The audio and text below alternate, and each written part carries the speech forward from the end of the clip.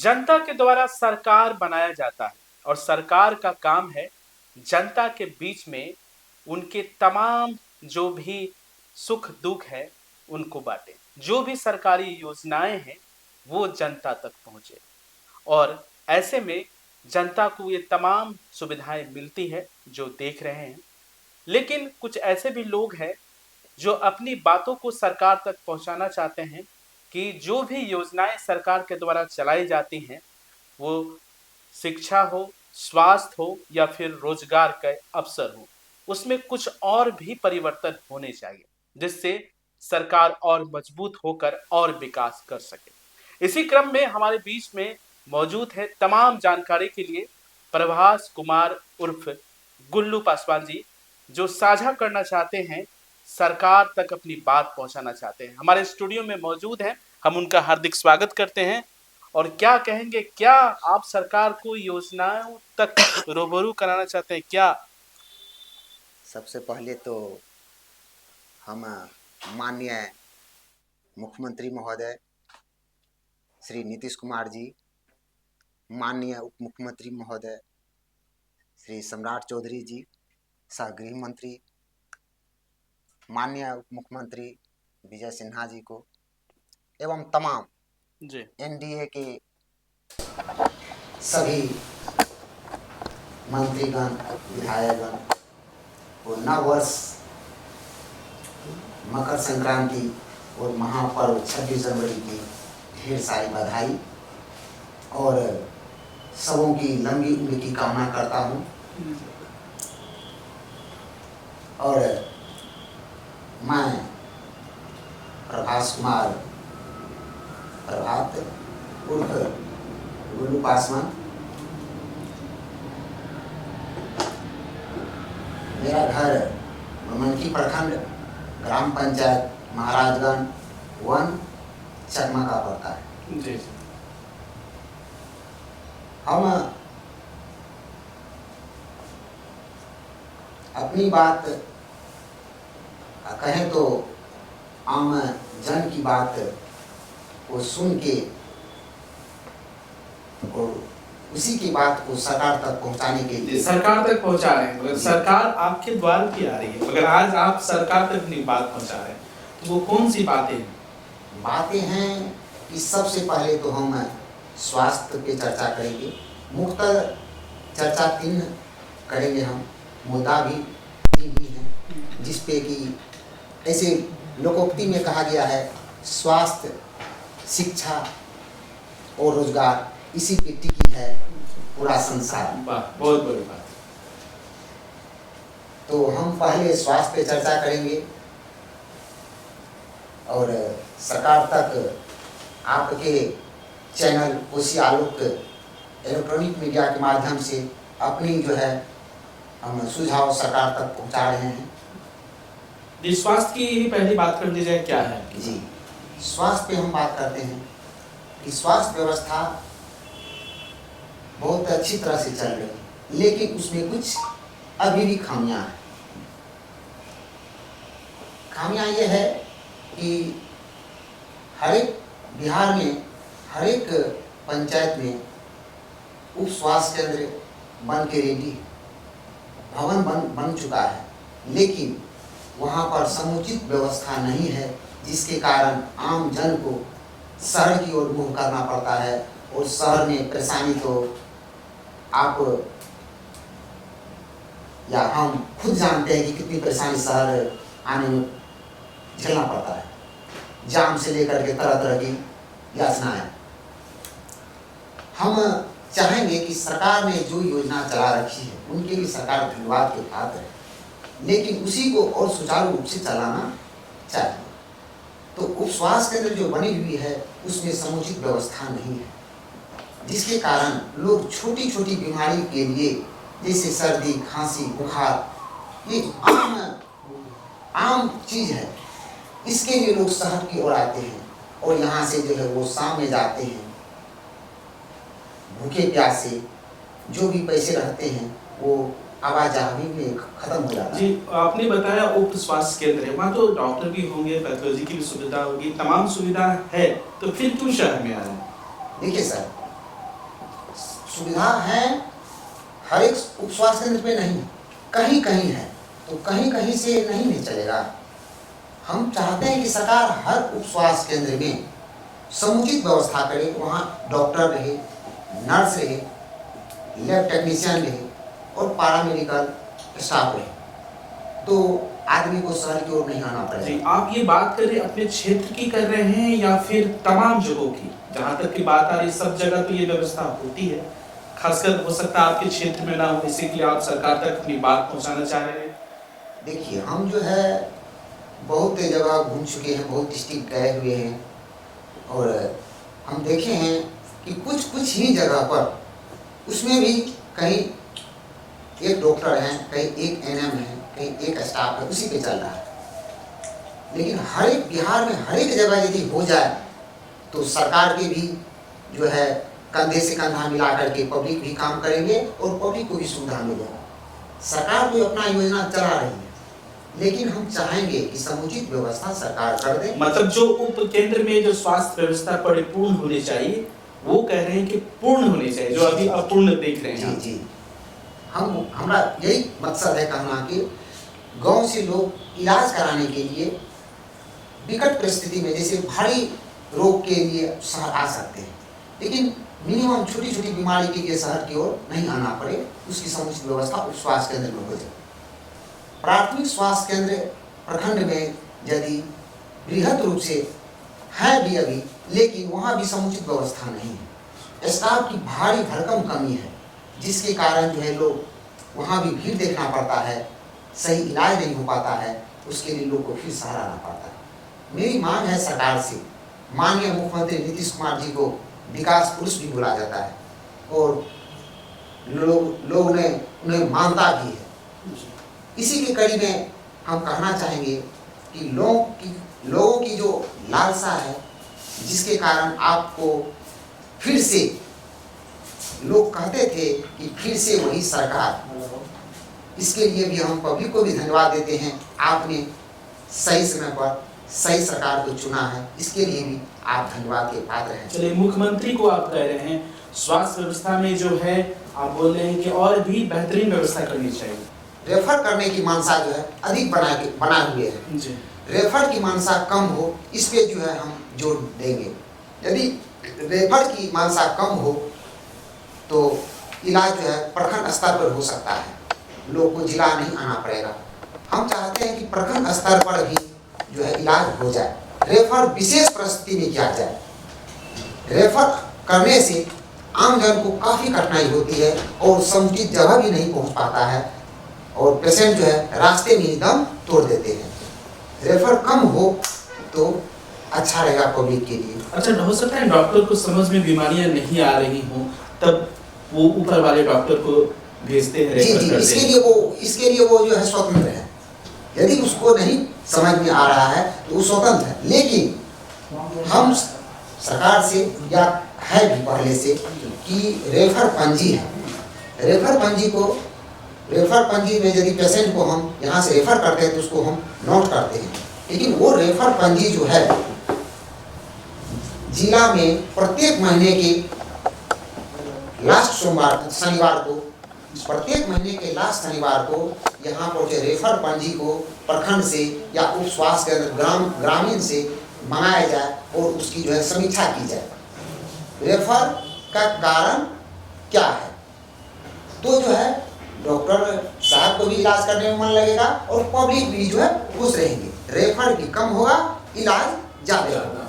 तो हम चाहेंगे कि माननीय मुख्यमंत्री श्री नीतीश कुमार जी से कि एक योजना ये भी बनाया जाए कि यदि स्वास्थ्य व्यवस्था जिस पीएचसी से या जिस उप स्वास्थ्य केंद्र से अच्छी हो रही है या उसका रेट जो है इलाज करने का रेट सक्सेस रेट ज़्यादा है, तो वहाँ के उप स्वास्थ्य केंद्र हो या प्रखंड स्तर पर जो है प्राथमिक स्वास्थ्य केंद्र है, उनके कर्मचारी को जिला में महीने में एक बार बुला के उसका जो समीक्षा करके और उनको माला पहना करके उनका स्वागत किया जाए। उनका भी हौसला बढ़ेगा और इलाज करने में जिसको भी रेफर करने का मन रहेगा और उसका मन से इलाज करके वहीं ठीक करके जी जी, बहुत ही अच्छी आपने बात कही कि डॉक्टरों के हित में भी बात की कि अच्छा काम करने वाले डॉक्टरों को सम्मान भी किया जाए जिससे उनका मनोबल भी बढ़े। तो आपकी ये स्वास्थ्य व्यवस्था को दुरुस्त करने की बात हो गई। अब हम आते हैं शिक्षा, स्वास्थ्य के बाद अब शिक्षा आपकी ये मंशा है, तो उसमें और क्या बेहतरीन होनी चाहिए? शिक्षा शिक्षा को राजनीतिक से ऊपर रखना चाहिए, शिक्षा पे राजनीतिक नहीं होना चाहिए। तो राजनीति हो रहा है अभी की शिक्षा में कुछ देखने को राजनीतिक लग रहा है। अच्छा।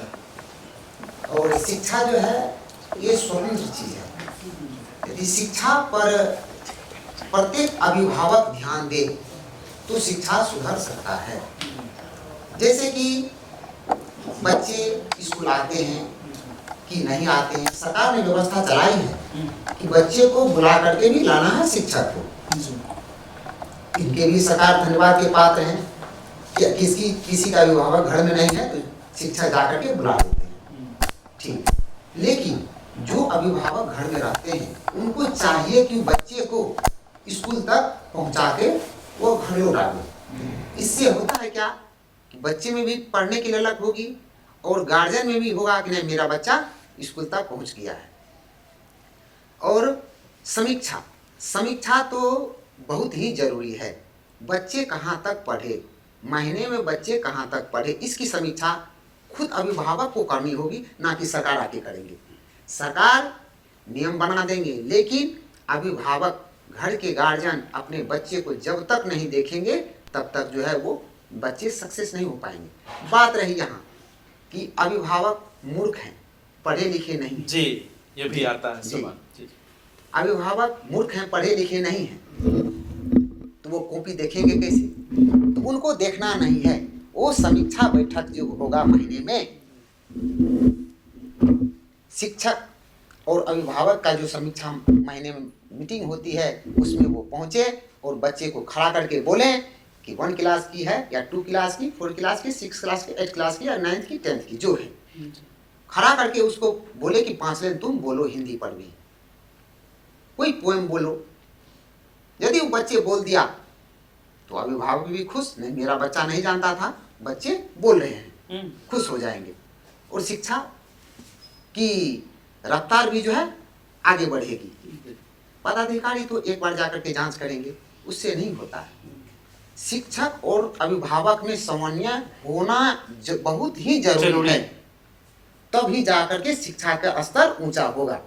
तो ये सब जो कमियां जो आप बता रहे हैं, देख रहे हैं, तो ये कहाँ पर देखा आपने? स्कूल में भ्रमण किया, ये समस्याओं को देखा, तब सोचा कि सरकार तक अपनी बात पहुंचानी चाहिए? जी जी जी, हमने बहुत स्कूल गए, देखे वहाँ के बच्चे को कि सरकार स्कूल जाने से लगा कि हाँ स्कूल है।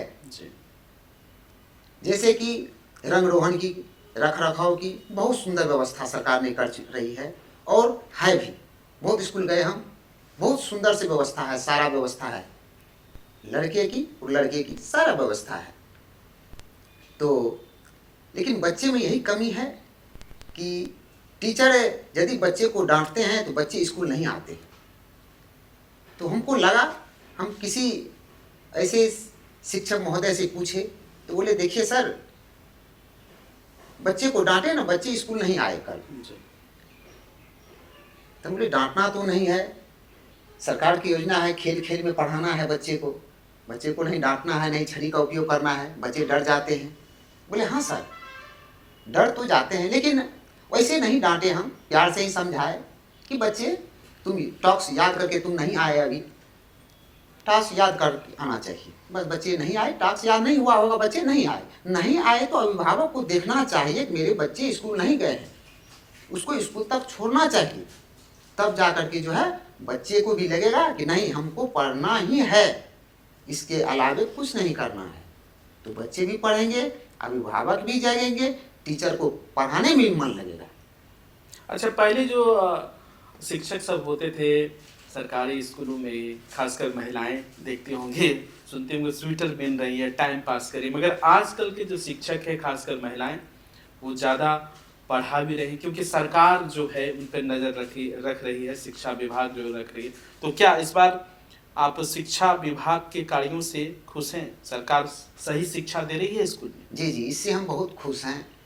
हमारी शिक्षिका बहन भी मन लगा के पढ़ाती है और यहाँ तक कि भी मनोरंजन से भी पढ़ाते हैं बच्चे को, बहुत प्यार से पढ़ाते हैं। और हमने कई स्कूल गए देखे, शिक्षिका बहन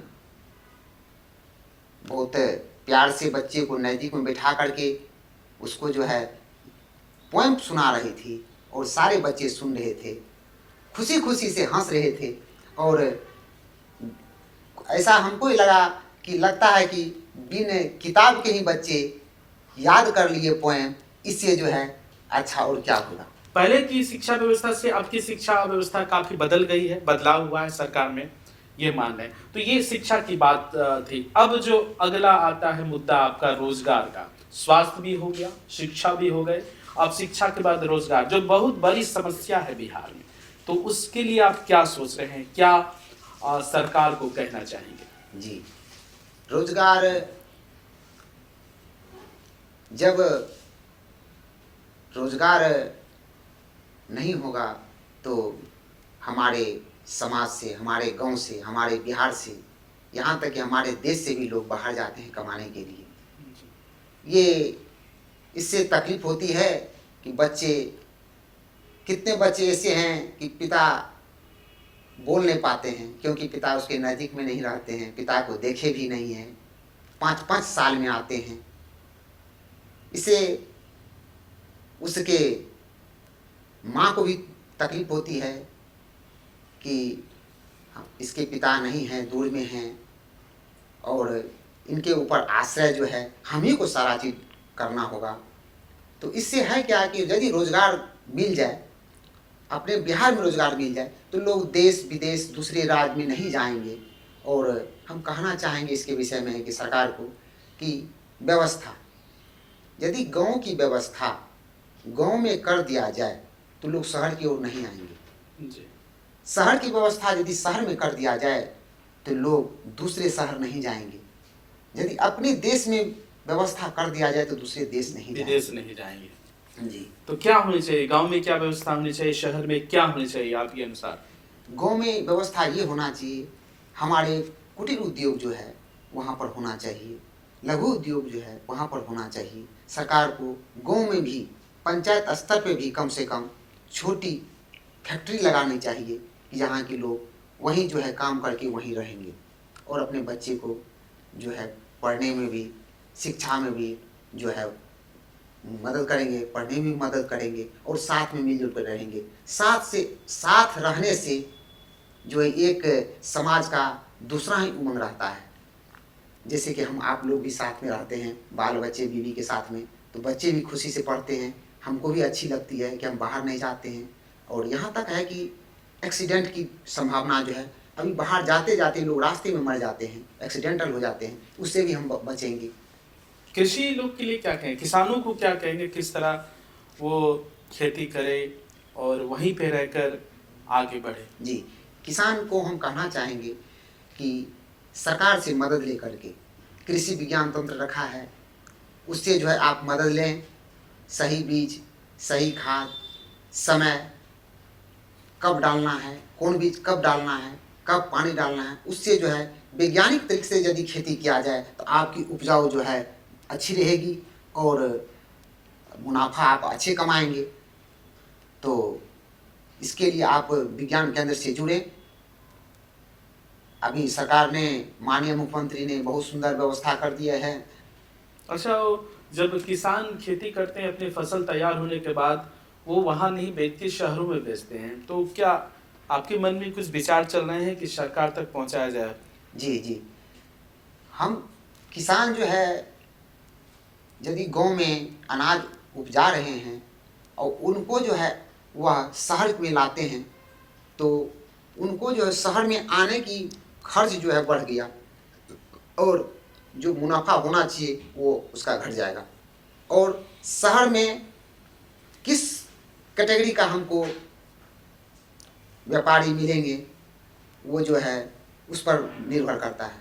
यदि सरकार वो व्यवस्था हमारे गांव में कर दे, उसको शहर नहीं आना पड़े और एक मुश्त वहीं से अनाज खरीदे और सही उसका जो है मुआवजा मिले, जैसे धान है सही रेट उसको मिले, गेहूं है सही रेट उसको मिले, ताकि उनको खेती करने में और मन लगे।